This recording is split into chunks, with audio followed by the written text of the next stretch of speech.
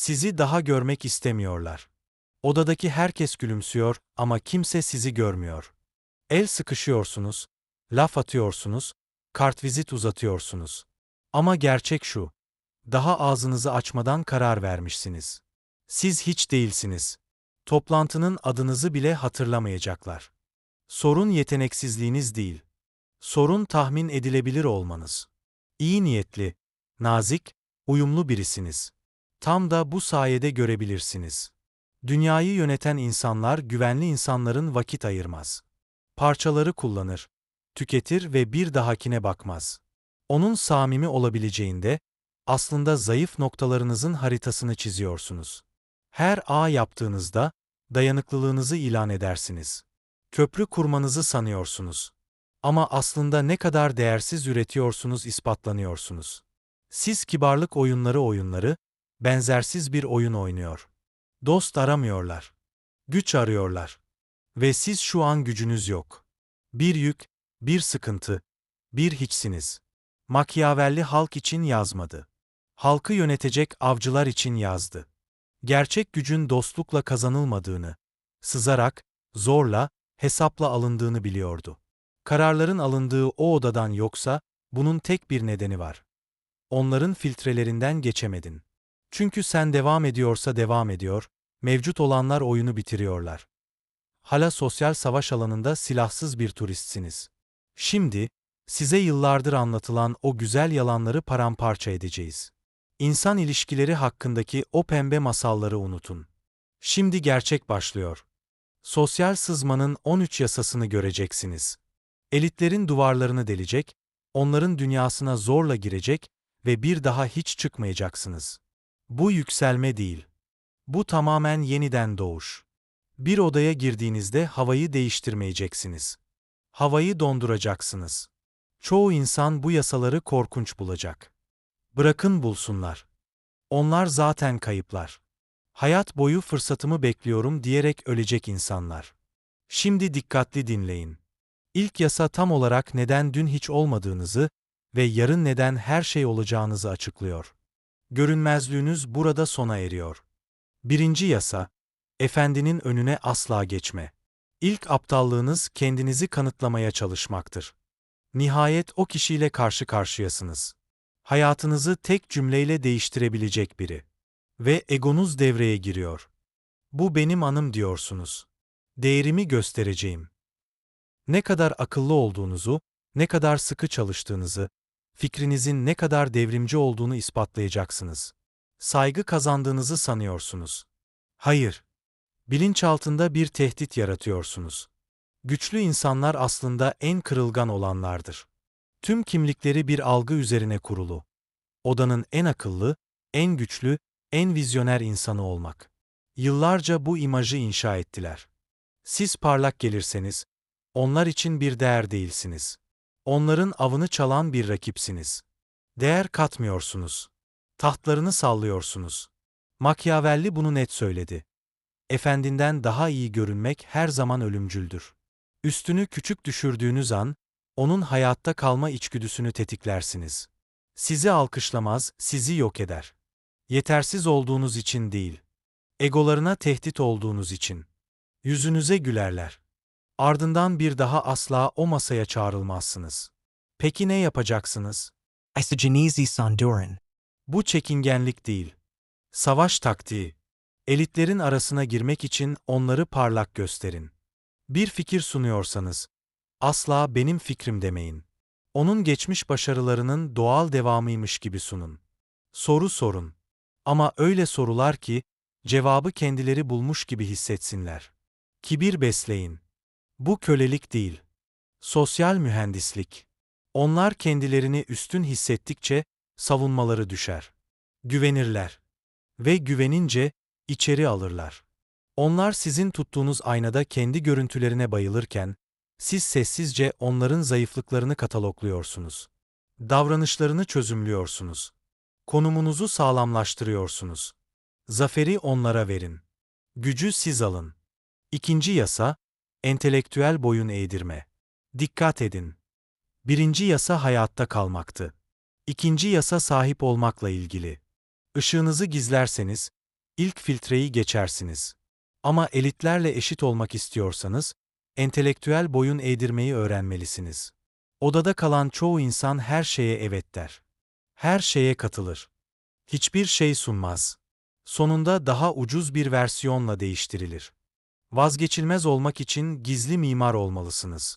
Efendiye eksik olan tek şeyi vermelisiniz. İhtiyacı olduğunu bilmediği çözümü. Ama işte acımasız gerçek. İnsanlar kendi yarattıklarına inandıkları şeyi asla yok etmez. Güçlü bir adama bitmiş planı verirseniz, size minnet duyacağı için sizi nefret eder. Ama aynı planı zihnine tohum olarak ekerseniz, ipuçları bırakırsanız, doğru verileri fısıldarsanız ve bağlamı manipüle ederek fikri kendisinin bulmasını sağlarsanız, o fikri canı pahasına savunur. Çünkü artık sizin değil, onun dehası tehlikede. Günlük hayatınızı düşünün. Her haklı çıkmaya çalıştığınızda güç kaybediyorsunuz. Uzun vadeli etkinizi 3 saniyelik ego tatmini için satıyorsunuz. Elitler bunu yapmaz. Alkış umurlarında değil. Sonuç umurlarında. Kontrolü ellerinde tuttukları sürece, krediyi size vermenize bayılırlar. Zekanızı geri plana atarak, asla yanılmayan danışman olursunuz. Efendinin güvendiği tek insan siz olursunuz, çünkü onu asla küçük veya eski hissettirmezsiniz. Onun başarısının görünmez yazarısınız. Herkes sahneye çıkmak için boğuşurken, siz gölgede kalıp onlara kaldıraç sağlıyorsunuz. Efendinin kendi kaynaklarıyla kendi imparatorluğunuzu kuruyorsunuz. Efendiyi size bağımlı hale getiriyorsunuz. Sizinleyken daha akıllı, daha hızlı, daha başarılı olduğunu fark edecek. Ama nedenini anlayamayacak. İşte gücünüz bu. Egosunu aştınız ve kendinizi onun karar mekanizmasına dahil ettiniz. Artık dışarıdan bakan yabancı değilsiniz. Geminin makine dairesinin ta kendisisiniz. Ama dikkat! Bir kez içeri girdiğinizde okunamaz olmalısınız. Çünkü tehditten daha tehlikeli tek şey vardır. Tahmin edilebilir bir köle sızmanın bir sonraki aşamasına geçiyoruz. Şeffaflığınızı yok ediyoruz ve yerine asla içini göremeyecekleri bir maske takıyoruz. Üçüncü yasa, asimetrik değer ilkesi. Kalenin derinliklerine ilerliyoruz. Işığınızı nasıl söndüreceğinizi öğrendiniz. Efendinin egosunu tetiklemeden aklını nasıl besleyeceğinizi biliyorsunuz. Ama odaya girdiğinizde yeni bir engel var. Fayda filtresi. Elitler arkadaş aramaz. İyi insan aramaz. Yüksek seviyeli problemlerini çözen araçlar arar. Çoğu insan burada biter. Çünkü efendinin bulması zor olanı değil, kendileri için vermeyi kolay olanı sunar. Güçlü birine yaklaşıp yardım veya destek teklif ediyorsunuz. Bu onun konumuna hakaret. Zaten yardım için ordusu var. Destek için asistanları var. Sıradan bir şey sunarak onların filtrelemesi gereken gürültüyü artırıyorsunuz. Güçle bağlantı kurmak için asimetrik değer sağlamalısınız. Onların çok meşgul, çok gururlu ya da çok umursamaz oldukları için halledemediği bir noktayı bulmalısınız. Üst düzey yöneticinin hayatını düşünün. Zirvedeki her insanın bir kör noktası var. Anlamadığı bir siber güvenlik açığı. Görmezden geldiği bir yasal sorun. Milyonlarca dolarlık anlaşmayı engelleyen belirli bir bilgi eksikliği. Herkes üstadın zamanından dilim koparırken, siz ona zaman kazandıran tek kişisiniz. Onları gece uyutmayan o tek sürtünme noktasını bulursunuz ve toplantı istemeden önce çözersiniz. Bu dilencilikten çıkıştır. Henüz adını bile koymadıkları soruna çözüm sunduğunuzda, talep eden olmaktan çıkar kaynak olursunuz. Masada yer istemiyorsunuz. Siz masaya davet ediliyorsunuz çünkü siz varken masa daha verimli çalışıyor. Elit muamelesi görmek istiyorsanız, elit bir çözüm gibi davranın. Yüksek statülü insanlar iyilikle ticaret yapmaz. Sonuçla ticaret yapar. Onlara zaman kazandıramaz veya itibarlarını koruyamazsanız, kesilecek bir maliyet olursunuz. Dördüncü yasa, itiraz öz çıkardır. Asla merhamet değil. Bu gerçeği dinleyin ve içinizdeki iyiliği öldürün. Güçlü bir adamın zamanı soğuk bir iş anlaşmasıdır. Yapabileceğiniz en acınası hata, elitlerle nezaketlerine ya da merhametlerine seslenerek bağlantı kurmaya çalışmaktır. Mücadelenizi paylaşarak, bu fırsatın sizin için ne kadar hayati olduğunu anlatarak ya da tutkunuzu göstererek kalplerini kazanacağınızı sanıyorsunuz. Kazanamazsınız. Onları kendinizden uzaklaştırırsınız. Machiavellici elitlerin dünyasında merhamet zayıflıktır. İhtiyaç ise kötü bir yatırım sinyalidir. Kendi ihtiyaçlarınıza dayanarak iyilik istediğinizde, bir yük olduğunuzu ilan ediyorsunuz. Efendiye güç kaynağı değil, kaynaklarına sızıntı olduğunuzu söylüyorsunuz. Başarınızın yükünü onun omuzlarına yıkıyorsunuz. Güçlüler fazladan ağırlık taşımaktan nefret eder. Güçten bir şey istiyorsanız, isteğinizi onun öz çıkarına hizmet edecek şekilde çerçeveleyin. Size yardım ederek kendine yardım ettiğini anlamasını sağlayın. Kendimi kanıtlamak için bu işe ihtiyacım var demeyin. Bu departmana entegrasyonum, rakiplerinizi 6 ay içinde yok etmenizi sağlar deyin. Sizden çok şey öğrenmek isterim demeyin. Mevcut stratejinizi %30 daha verimli hale getirecek verilere sahibim deyin.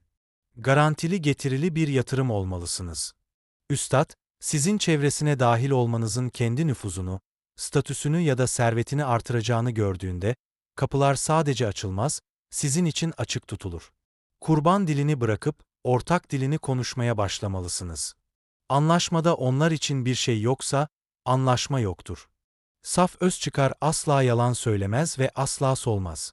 Bunu ustalaştırın ya da görmezden gelinmeye hazırlanın. 5. yasa, özlem aynası. Şimdi psikolojik bıçağı biliyoruz. Onların öz çıkarını belirlediniz. Ama gerçekten entegre olmak için kimliklerini ele geçirmelisiniz. Bu özlem aynasıdır ve var olan en sofistike iltifat biçimidir. Çoğu insan taklit etmenin beden dilini kopyalamak ya da sözlerini tekrarlamak olduğunu düşünür. Bu düşük seviyeli taklittir. Amatör psikoloji. Bir milyarder sizin el hareketlerini taklit ettiğinizi fark ederse, sizi palyaço görür. Elitleri taklit etmek, onların kim olduklarını değil, nasıl görünmek istediklerini taklit etmektir. Her güçlü insanın özenle inşa edilmiş bir egosu var. Dünyaya yansıttıkları kahraman versiyonları. Acımasız bir CEO felsefi bir devrimci olarak görülmek isteyebilir. Yolsuz bir politikacı halkın hizmetkarı olarak görülmek isteyebilir. Soğuk bir finansçı sanatın hamisi olarak görülmek isteyebilir. Sizin göreviniz bu fantezinin mükemmel yansıması olmaktır. Efendi yıkıcı olarak görülmek istiyorsa, onunla elektronik tablolar hakkında konuşmazsınız. Eski dünyayı yıkmak hakkında konuşursunuz. Milyonlarca dolar ve 10 yıl harcayarak inşa ettikleri maskeyi onaylarsınız. Birinin özenle oluşturulmuş kimliğini onayladığınızda, sizinle anında bilinçaltı bir bağ kurar. Herkes onu patron ya da para kaynağı olarak görürken, sizin onu gerçekten anlayan tek kişi olduğunuzu hisseder. Onu kendini hayal ettiği vizyoner olarak gören tek kişi sizsiniz. Onun gerçekliğini yansıtmıyorsunuz. Onun özlemini yansıtıyorsunuz. Bu efendiyi size doğru çeken psikolojik bir boşluk yaratır. Sizinle birlikte olmayı arayacak çünkü sizin varlığınızda kendinin en iyi versiyonu oluyor. Siz asla kusurlarını göstermeyen, sadece potansiyel ihtişamını gösteren bir aynasınız. Ama dikkatli olun. Bu bağı kurduktan sonra en tehlikeli konumdasınız. Artık onun egosuna tanık oluyorsunuz. İç çevrede tanık olmak mutlak sessizlik gerektiren bir roldür. 6. yasa, gizlilik borcu. Geri dönüşü olmayan noktaya ulaştık. Odadasınız. Onların özlemlerini yansıttınız ve sürtüşmelerini çözdünüz. Şimdi son psikolojik kapıyla karşı karşıyasınız. Paranoya filtresi. Elitler sürekli yüksek düzeyde kaygı halinde yaşar. Zirvede herkes bir şey ister ve herkes potansiyel bir sızıntıdır. Güçlüler için konuşkan bir müttefik saatli bombadır. Çoğu insan burada biter çünkü içeriden bilgi paylaşarak ya da güçlü kişiler hakkında dedikodu yaparak statü gösterdiğini düşünür. Her şeyden haberdar olduklarını kanıtlar. Gerçekte bir yük olduklarını kanıtlar. Efendi rakibiniz hakkında dedikodu yaptığınızı duyarsa, size sadık olduğunuzu düşünmez. Sonunda siz de onlar hakkında dedikodu yapacağınızı anlar. Gizlilik yasası size fayda sağlayacak bir sırrı saklayabileceğinizi kanıtlamakla ilgilidir. Bu Machiavellian dünyasında karakterin nihai sınavıdır. Gizlilik borcu efendinin zayıflık anına, bir skandala ya da özel bir zaafına tanık olduğunuzda ve bunu gizlemeyi seçtiğinizde oluşur. Bunu şantaj olarak kullanmazsınız. Bu sizi öldüren ya da dava ettiren düşük seviyeli harekettir. Bunu sessiz bir bağ olarak kullanırsınız. Güçlü bir kişi maskenin ardındaki gerçeği gördüğünüzü ve sizin de göz kırpmadığınızı, daha da önemlisi konuşmadığınızı fark ettiğinde, onun iç mimarisinin parçası olursunuz. Artık sadece ortak değilsiniz. Onun itibarinin suc ortacısınız. Seçkinler dünyasında skandalı emanet edebileceğiniz kişi gerçek kararlar alınırken, odada kalmasına izin verilen tek kişidir. Mutlak güveni satın alan tek para birimi sessizliktir. 7. yasa, sosyal teminat kuralı. Bunu çok dikkatli dinleyin. Sizin için kefil olunana kadar bir hayaletsiniz. Yüksek sosyetede en acınası manzaralardan biri güce soğuk yaklaşmaya çalışan adamdır. Bir galada ya da özel bir kulüpte yüksek statülü bir kişiye yaklaşıp sohbet başlatmaya çalışırsınız. Cesur olduğunuzu sanırsınız. Onlar izinsiz girdiğinizi düşünür. Seçkinler için kim olduğunuzu ve sizi kimin tanıdığını bilmiyorlarsa yoksunuz demektir. Sıfırsınız. Sızmak için yakınlık etkisine hakim olmalısınız. Ağzınızı açmadan önce sosyal teminat oluşturmalısınız. Bu rahat hissettikleri yüksek statülü ortamlarda 3 ila 5 kez onların çevresel görüş alanında görünmek demektir. Doğru salonlar, doğru yardım kuruluşları, aynı lüks spor salonu. Orada konuşmak için bulunmuyorsunuz. Görünmek için varsınız. Beyinlerinde bir aşinalık döngüsü tetiklemek istiyorsunuz. Sizi odanın karşısında 3. kez gördüklerinde artık yabancı değilsiniz. Düzenli bir müşterisiniz. Hayatlarının manzarasının bir parçasısınız. Bu ön eleme sürecidir. Sonunda bunu başardığınızda konuşun ya da daha iyisi ortak bir tanıdık sizi tanıştırana kadar, ustanın bilinçaltı sizi çoktan bizden biri olarak sınıflandırmış olur. Yabancı tehlikesi refleksini atlatmışsınızdır. Herkes ön kapıdan zorla içeri girmeye çalışırken, siz çoktan arka kapıdan misafirhaneye girmişsinizdir. İzin istemediniz. Varlığınızı ortaya koydunuz ama unutmayın ki bir kere görüldünüz mü yargılanırsınız. Varlığınız çaba kokuyorsa zaten kaybettiniz demektir. Elitler bir tırmanıcıyı kilometrelerce uzaktan koklayabilir. Başka gidecek yeri olmayan adamın sessiz özgüveniyle hareket etmelisiniz. 8. yasa, düşük profilin faydası. Çevreyi başarıyla aştığınızda en büyük tehdidiniz kendi kibirinizdir. Çoğu insan bir zafer kazandığı ya da masada yer edindiği anda başarılarını duyurmak için kontrol edilemez bir dürtü hisseder.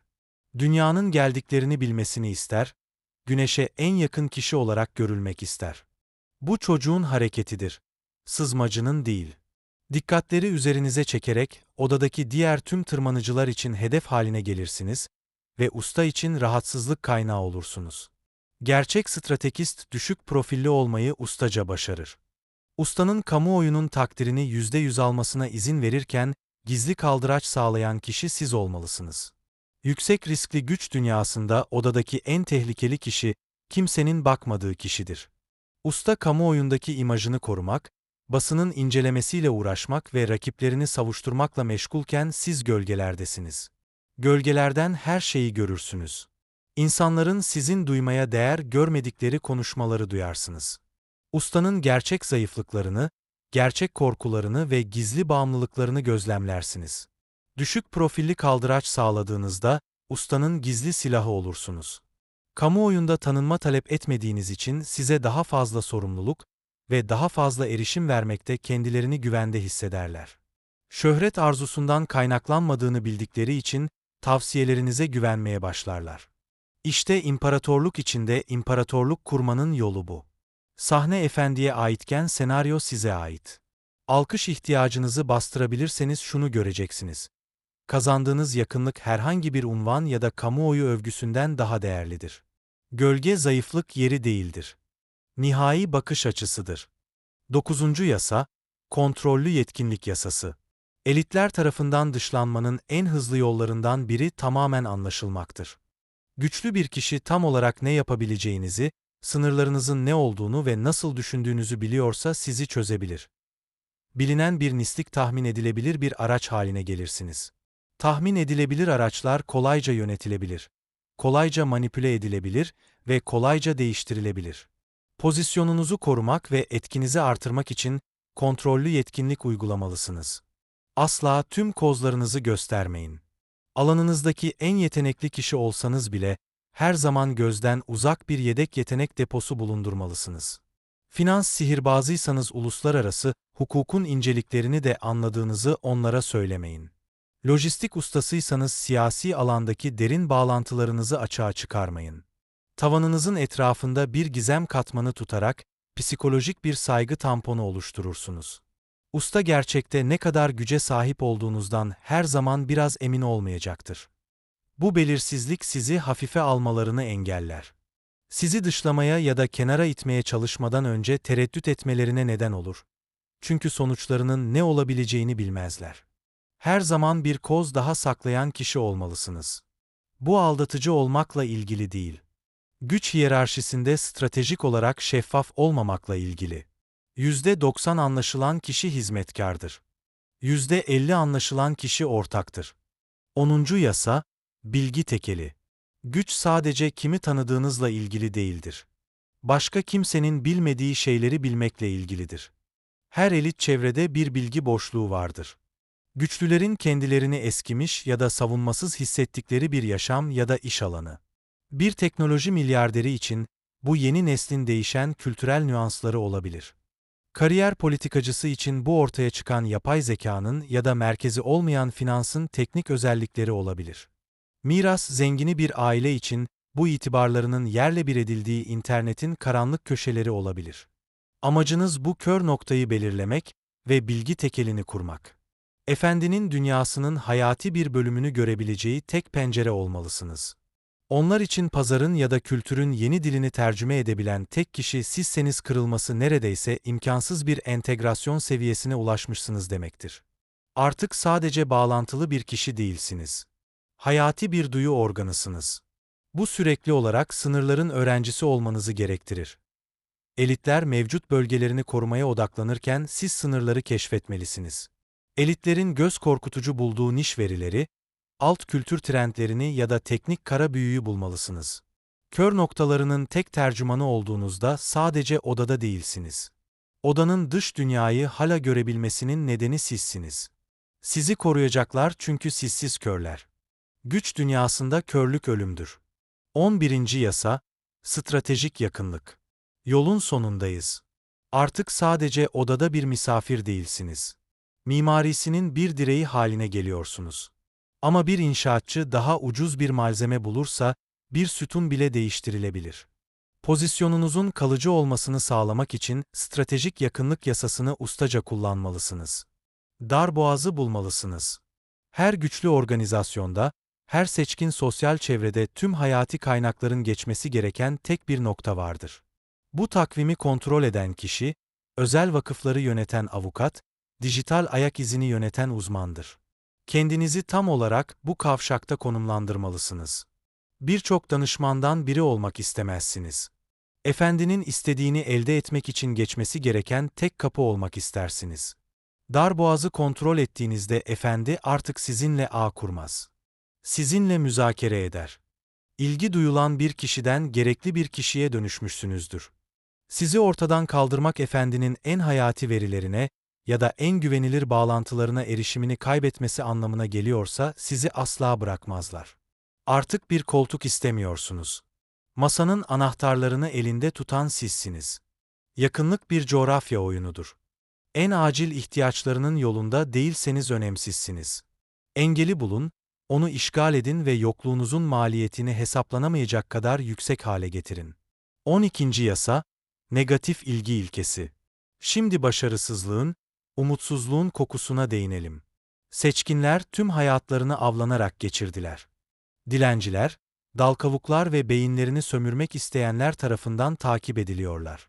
Bir ihtiyacın kokusunu almak için avcı içgüdüsü geliştirdiler. Kazanmak için avlanıyormuş gibi göründüğünüz an zaten kaybetmişsiniz demektir. Bu negatif ilgi ilkesidir. Güçlülerle bağlantı kurmak için zaten isteyebileceğiniz her şeye sahipmiş gibi davranmalısınız. Servetlerine, unvanlarına ya da iyiliklerine tamamen ilgisiz görünmelisiniz. Onlardan kesinlikle hiçbir şeye ihtiyacınız yokmuş gibi davrandığınızda efendide derin bir psikolojik karışıklık tetiklersiniz. Onlar ödül olmaya alışkındırlar. Onlara ödül gibi davranmayı reddettiğinizde üstün olanın siz olup olmadığınızı merak etmeye başlarlar. Bu kaba olmakla ilgili değil. Mesafeli olmakla ilgili. Herkes öne eğilip her kelimeyi yakalamaya çalışırken siz geriye yaslanıyorsunuz. Odada onlardan bir şey almaya çalışmayan tek kişi sizsiniz. Bu da sizi gerçekten güvenebilecekleri tek kişi yapıyor. Onlardan ne kadar az şey isterseniz size o kadar çok şey vermek isteyeceklerdir. 13. yasa, radikal çıkışın gücü. Son kanun kapanıştır. Oyuncuları hayranlardan ayıran hamledir. Çoğu insan sonunda yüksek statülü bir kişiyle vakit geçirdiğinde parazit gibi ona yapışır. Çok uzun süre kalırlar. Çok fazla konuşurlar ve etkileşimden her saniyeyi sıkıştırmaya çalışırlar. Daha fazla zamanın daha fazla bağlantı anlamına geldiğine inanırlar. Yanılıyorlar. Bu daha fazla yorgunluk anlamına gelir. Sosyal sızmanın ustası her zaman radikal çıkışı gerçekleştirir. Onlar hala meraklıyken, hala etkilenmişken ve hala daha fazlasını isterken odadan ayrılırsınız. İşte o an kazanırsınız. Statü hiyerarşisini tamamen tersine çevirdiniz. Kovulmayı beklemediniz. Ustayı kovdunuz. Onların zihinlerinde silinmez bir iz bıraktınız ve bir sonraki görüşmenize kadar sizi nasıl geri kazanacaklarını düşünmeye çalışacaklar. Az önce duyduklarınız bir dizi tavsiye değil. Bu sosyal kimliğinizin yeniden inşası için bir yol haritası. Çoğu insan bunu izleyecek, ilginç bulacak ve sonra kendi egolarıyla acımasız olmaktan çok korktukları için tekrar görmezden gelinmeye devam edecekler. Kaybettikleri bir oyunun kurallarına göre oynamaya devam edecekler. Ama siz hala buradasınız. Dikkatiniz ve disiplininiz size bu gerçeklere ulaşma hakkını kazandırdı. Artık anlıyorsunuz ki iç çevre doğuştan gelen bir şey değil. Tasarladığınız bir şey. Bu yasaların gerekliliğini fark ediyorsanız, seyirci olmayı bırakıp mimar olmaya hazırsanız kendinizi bu mesajla hizalayın. Bu videoyu beğenin ve kanala abone olun. Bu benim için değil. Bu yumuşak yalanlardan vazgeçtiğinizin ve soğuk gerçekliğe hazır olduğunuzun kendinize bir işaretidir. Bu 13 yasanın haritaları, senaryoları ve kamuoyunda tartışamadığımız daha derin psikolojik savaşı görmek isteyenler için, sadece bir başlangıç olduğunu fark edenler için iç çevre açıktır. Üyeliğe katılın. Teorinin ötesine geçip mutlak uygulamaya geçtiğimiz tek yer burasıdır. Cesareti olanlar için ileriye doğru bir yol var. Bir de herkesin izlediği yol var. Hangisini seçeceğinize karar verin. Sonuna kadar kaldığınız için teşekkür ederim. Çoğu kişi odaklanma yeteneğine sahip değil. Siz sahipsiniz. Ama eylem olmadan odaklanma sadece bir hayalden ibarettir. Bu yasaları alın. Uygulayın. Sosyal mühendisliğin hüküm sürdüğü bir dünyada sivil olmayı bırakın.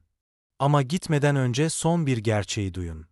Bu yasaları öğrenmek yeterli değil. Çünkü bilgi güç değildir. Uygulanan bilgi güçtür. Şu anda iki yol var önünüzde. Birinci yol. Bu videoyu kapatıp hayatınıza geri döneceksiniz. Yarın yine aynı toplantılarda, aynı görmezden gelinmeyi yaşayacaksınız.